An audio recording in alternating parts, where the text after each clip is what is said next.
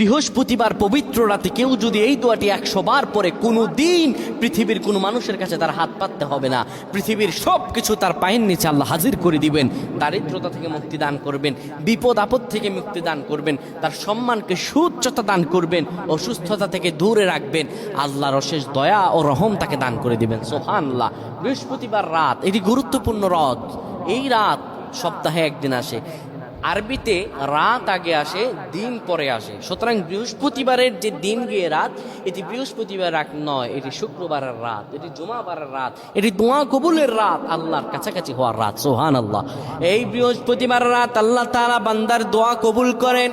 কেউ যদি বৃহস্পতিবার রাতে ঈশা নামাজের পরে পবিত্র হয়ে ইয়া হাইয়ু ইয়া হাইয়ু ইয়া হাইয়ু ইয়া রফিয়ু ইয়া রফিয়ু ইয়া রফিয়ু এই দোয়াগুলো পড়তে পারে 100 বার, আল্লাহ রাব্বুল